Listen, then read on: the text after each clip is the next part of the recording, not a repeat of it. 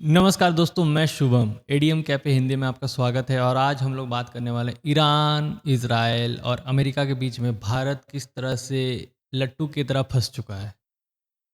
यूँ तो मोदी जी काफ़ी स्मार्ट है, हमारा विदेश मंत्रालय काफ़ी स्मार्ट है, लेकिन इस जगह पर जाकर कहीं न कहीं मोदी जी या फिर हमारा विदेश मंत्रालय की आँखों से वो रेड लाइट, स्पार्किंग लाइट नहीं निकल पा रहा है।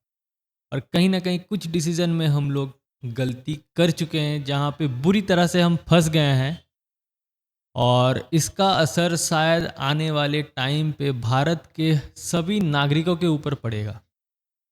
तो क्या है ये मैटर और किस तरह से ये प्रॉब्लम में हम लोग फँस चुके हैं? चलिए इसके बारे में जानते हैं। युद्ध शुरू होने से पहले आपको पता है कि हमारे मोदी जी इज़राइल गए हुए थे। उनको इन्विटेशन मिला था इज़राइल जाने के लिए और वहाँ पे वो जाकर उनको काफ़ी सम्मानित किया गया, मेडल पहनाया गया और काफ़ी कुछ हुआ उनके साथ। जैसे ही वो भारत की धरती पे लौटे वैसे ही इज़राइल ने अटैक कर दिया। भारत का यहाँ पे कहीं पर भी युद्ध में हाथ नहीं था, लेकिन उसके बावजूद भारत के साथ काफ़ी नाइंसाफ़ी किया जा रहा है। जैसे कि भारत का जितने भी जहाज़ें हैं जिनमें पेट्रोल, एलपीजी वगैरह गल्फ़ कंट्री से लोड होकर भारत में आता है, वो सारा ही जहाज़ को ईरान ने रोक दिया है। जैसे ही युद्ध शुरू हुआ, भारत को पता भी नहीं था कि इस तरह का कुछ होने वाला है और इसी बीच में युद्ध चालू हो गया और भारत फँस गया। अब भारत ना तो ईरान के साथ खड़ा हो पा रहा है, ना तो अमेरिका का इस वार को वो सही साबित कर पा रहा है या फिर उसको सपोर्ट कर पा रहा है। प्रॉब्लम यहाँ पे ये है कि ईरान को लग रहा है कि भारत भी कहीं न कहीं इसमें शामिल है, क्योंकि इज़राइल भारत के प्रधानमंत्री जाने के बाद ही ये वार शुरू हुआ और इस जगह पे भारत थोड़ा-सा फँसा-फँसा हुआ सा महसूस कर रहा है और ईरान ने भी अपना डिप्लोमेसी की तरफ से भारत का इकोनॉमिक या फिर पेट्रोल की जगह को इफ़ेक्ट करना चालू कर दिया है। भारत में 45 दिन का ऑयल स्टॉक रिज़र्व में रहता है कि कोई भी इमरजेंसी स्थिति आए तो भारत 45 दिन तक चला सके। लेकिन भारत का जहाज़ रोका तो गया है, उस जगह पे चाइना का जहाज़ को जाने दिया जा रहा है। एक और तरफ खेमनाई का मौत को लेकर उनका जिस तरह से हत्या किया गया यूएसए के तरफ से, भारत इसके विरोध में ना तो बोल पा रहा है और ना ही इसका सपोर्ट कर पा रहा है, क्योंकि ईरान के साथ हमारा रिश्ता अच्छा है जिस तरह का इस रिश्ता हमारा इज़राइल के साथ है। और इस तरह से मोदी जी को फंसाया गया यहाँ पे, इज़राइल बुलाकर उनको मेडल फेडल पहनाकर, कि उनको लग रहा है कि मेरा तो यहाँ पे काफ़ी अच्छा हुआ, लेकिन उनको एक मोहरा बनाया गया है जहाँ पे इंडिया भी फंस चुका है।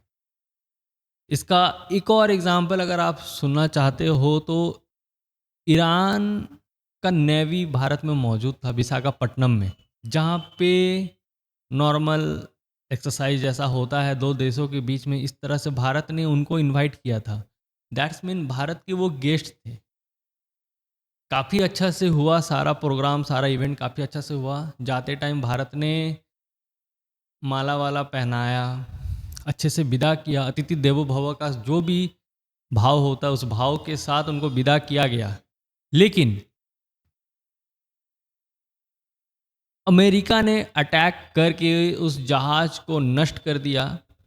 अनुमानित 35 लोगों को, 35 उनके आर्मी को बचाया जा सका, बाकी 100 से ज़्यादा लोगों की वहीं पर मौत हो गई। अब बात यहाँ पे जो उठता ये है कि भारत के समुंदर पे अमेरिका का पनडुब्बी क्या कर रहा था। यूँ तो भारत काफ़ी विकास की ओर बढ़ रहा है, ये भारत बदला हुआ है जो घर में घुस के मारता है, लेकिन भारत के घर में अमेरिका कैसे घुस गया और उसने भारत के गेस्ट पे अटैक किया और अभी तक भारत का कोई भी स्टेटमेंट नहीं है। और जिस जगह पे ये अटैक किया गया वहाँ पे श्रीलंका का आर्मी पहुँच गया, नेवी पहुँच चुकी थी, लेकिन इंडिया का कोई नेवी नहीं जा पाया। अगर भारत सरकार ये कहता है कि ये हमारे अंडर में नहीं आता, ये हमारे रेंज के बाहर है या फिर हमारे सीमा से बाहर है, लेकिन दिमाग में ये रखना ज़रूरी है कि वो हमारे गेस्ट थे। और जब भी इस तरह के कोई भी एक इवेंट होती है जहाँ पे दो देशों की आर्मी एक साथ आकर एक जगह पे प्रैक्टिस करती है या फिर एक्सरसाइज करती है, तो फिर वहाँ पे जो कंट्री को इनवाइट किया जाता है वो लोग अस्त्र आते हैं, उनके पास कुछ भी वेपन नहीं रहता है। तो अमेरिका ने उन लोगों पे अटैक किया जिनके पास कोई वेपन थे भी नहीं। इस जगह पे भारत को कंडेम करना चाहिए था, क्योंकि अगर अमेरिका का कोई भी शिप भारत के आसपास अगर वो नज़र रख रहा है, भारत की गतिविधियों पर नज़र रख रहा है, तो ये फिर भारत के लिए एक अलार्मिंग सिचुएशन हो सकता है। आज ईरान के साथ ऐसा किया गया, कल किसी और देश के साथ किया जाएगा, या फिर भारत के साथ ही कुछ ऐसा हो सकता है। और सबसे बड़ी बात यह है कि अमेरिका के अफसरों का ये कहना है कि हम ईरान को कहीं पर भी किसी भी जगह पे मार सकते हैं, वो चाहे भारत का जमीन, भारत का समुंदर, भारत का एयर स्पेस ही क्यों ना हो। तो क्या भारत सरकार अमेरिका के पास नतमस्तक हो चुका है, या फिर एप्स्टीन फाइल में कुछ इस तरह के सबूत है जिनको लेकर भारत अपना स्ट्रॉन्ग स्टेटमेंट नहीं रख पा रहा है? काफ़ी लोगों का ये कहना है कि भारत को देखिए, हमारे मोदी जी के चलते भारत में कुछ भी युद्ध नहीं हो रहा है, कोई भारत पर अटैक नहीं कर पा रहा है। मैं पूछना चाहता हूँ कि भारत पे कोई अटैक क्यों करेगा?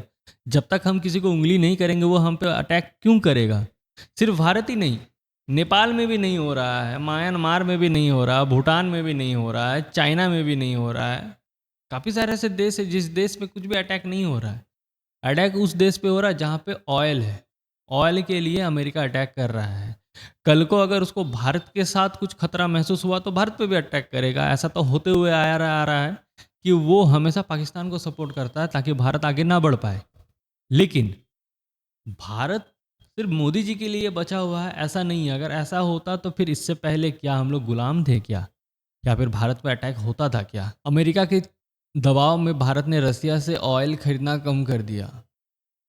अब आप सोचिए कि हम अमेरिका के इशारों पे चल रहे हैं कि वो कह रहा है कि आपको इसके साथ दोस्ती रखना है, आपको इसके साथ दोस्ती नहीं रखना है, आपको इसके साथ ट्रेड करना है, आपको इसके साथ ट्रेड नहीं करना है। अमेरिका क्या भारत को कठपुतली बनाया हुआ है? ये सवाल मैं आपके लिए छोड़ रहा हूँ, कमेंट बॉक्स में आप ज़रूर लिखिएगा। और जो चीज़ ईरान के साथ हो रहा वो भारत के साथ भी हो सकता था अगर उस वक्त एपीजे अब्दुल कलाम और अटल बिहारी वाजपेयी जी का साथ नहीं रहता था।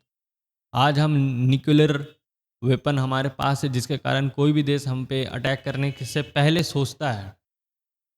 ये सिर्फ और सिर्फ एपीजे अब्दुल कलाम और अटल बिहारी वाजपेयी जी के लिए ही संभव हो पाया है। लेकिन आज हम क्या कर रहे हैं, हम कितना डेवलप हो रहे हैं, या फिर हम कितना आत्मनिर्भर बन रहे हैं, इसके बारे में सोचना ज़रूरी है। आपको क्या लगता है कि आने वाले दौर पे भारत का जो शिप जहाज ईरान ने रोक दिया, क्या भारत में एलपीजी का सप्लाई क्राइसिस में होगा, पेट्रोल क्राइसिस में होगा, भारत में महंगाई का असर पड़ेगा या नहीं पड़ेगा, या फिर इसको सॉर्ट आउट कर लिया जाएगा? आपको क्या लगता है? कमेंट बॉक्स में आप ज़रूर बताएं।